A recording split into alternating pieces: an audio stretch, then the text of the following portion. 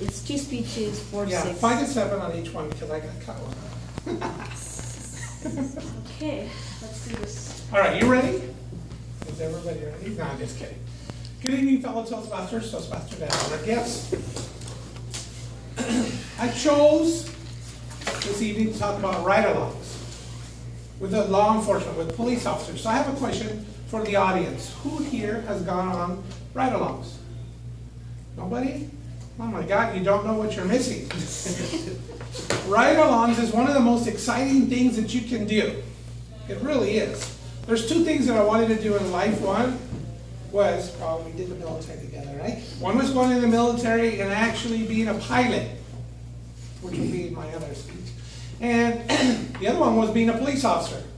But there was always something going on in my life that always sent me in different directions. And I didn't have the opportunity to do either. Raising a family, jobs, that kind of stuff, moving around. But ride-along is unbelievable. So if you have a friend or a relative or someone that you know, ask them for a ride-along. And if you don't, you can go to the police department that you live in or you work in, and you say, I would like to take a ride-along. And they'll put you on the ride-along. Now, they're going to do a quick background check to make sure you're not a bad person, because they don't want you with a police officer in the police station and going out in the field with making contact with the public.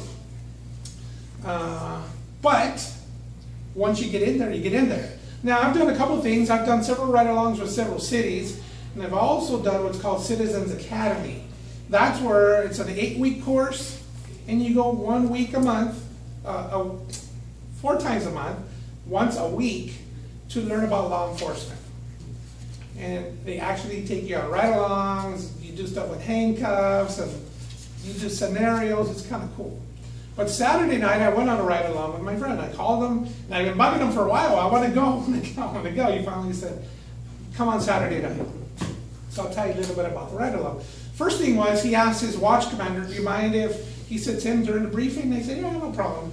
So I'm sitting there during the briefing, you have all these police officers there, and they start talking about what's going on in the city and in the community. And I could tell that there was a little bit of tenseness, like, we don't want to say too much because there's a civilian in here, but by the same token, they had to get the information out. I felt a little uncomfortable, like, you know, maybe they want to talk about something and I'm sitting here. But whatever, we went on the ride-along. And one thing that I'm proud to say is because of me, on that ride-along that evening, we arrested 2 individuals. Because of me. And I'll tell you why. The first one, you know, we're driving around going call to call, pulling people over, going on domestic disputes and different things like that. But as we're going along this riverbed, it's just like, you know, those water channels where water just works its way out to the ocean. It's just kind of like a little river. We're riding along, cars pitch black. We're just cruising along and looking at the park and looking in the river. And he's talking away. And I just kind of happened to notice there was somebody there. I said, dude, there's somebody there on the bike. It's like 1:30 in the morning. What's he doing here? He goes, yeah, that is a good question. He puts the spotlight on him. He goes, you, what are you doing there? So he starts asking him a bunch of questions. The guy comes over because it looked like he wanted to run. And he said, don't make me chase you. You better come right over here. Had another patrol car pulling up in the background. Anyways, they ran his name, and he had a no bail warrant, which meant jail time. You're going to jail. So they put the cuffs on him, checked him, took him in, went through the whole thing, fingerprints, and he was behind the cage, and they're asking him questions. Take off his belt, took off his shoelaces, took off his shoes.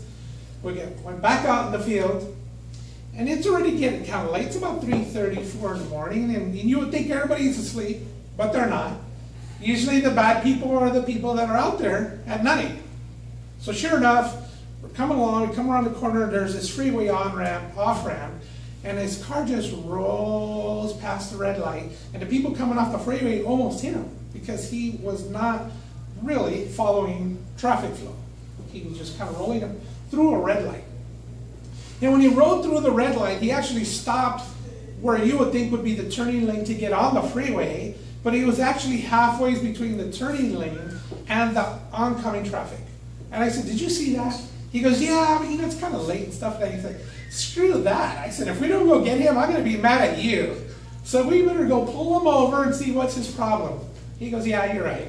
So we pull him behind the car. And we're waiting. As soon as the light turns green, other people are passing, the oncoming traffic is coming, and the car's just kind of sitting there like in a daze. So he goes, doot, doot, you know, the siren, puts the lights on, and the guy still doesn't see us. So he honks at him a little bit more. Finally, the guy seems like he's paying attention, but not quite. He turns the corner, then turns the corner again, so now he's getting kind of excited. Like, this guy's not stopping, he's not paying attention. He finally, probably about half a block down, notices that there's a police car behind him. He pulls over into this parking lot, and he gets out, the officer gets out, comes out to him, and he goes, "What's your problem?" He goes, "Nothing, officer, I'm just trying to get home," right? He says, "I want you to get out of the car." He gets out of the car, and he starts going like this. "What's the problem?" He can't even stand straight. He's obviously intoxicated. So he runs his name, and he says, "You know, we could just take him in. He's got a DUI, no bail warrant from a previous arrest." He says, "You know what, dude, I don't want to get all tied up with paperwork. Let's just take him in." And I said, "No, bull crap. He's out on a second DUI right now. If we didn't come and pick him up, he'd probably kill somebody tonight. I want him arrested for this DUI as well." And he says, "All right, but it is a lot of paperwork." He says, "You know who really likes these kind of stops? The highway patrol. And I'm going to call one of my buddies right now." He gets on the phone, and he calls his buddy. He goes, "You working tonight? I got a DUI for you." Within 5 minutes, the highway patrol shows up. This guy's all huffing and puffing. I said, "Boy, I'd like to emulate these guys, right?" These guys get out, and they go into the breathalyzer and walking the line and count 30 backwards. And the guy was horrible. He did not make it. So sure enough, he got arrested as well. We went to a couple more calls. I see I already got the yellow. We went to a couple more calls. And it's kind of interesting because when you show up, you're the bad guy right now. Why you show up at my house? Why are you telling me to quiet down? Why are you telling me about the party? We pulled up to this one place, I'll tell you real quick. And this guy was twirling fire. You know, he had them on sticks, kind of like our little luau in Hawaii. This guy was twirling 2 fires. And so I told the officer, "Hey, did you see that?" He goes, "Yeah, that's our next call." I said, "Oh, okay." So we got on. He had to tell them to quit doing that because we were in the front yard and they were distracting the neighbors and traffic flow and all that. But I'll leave you with this.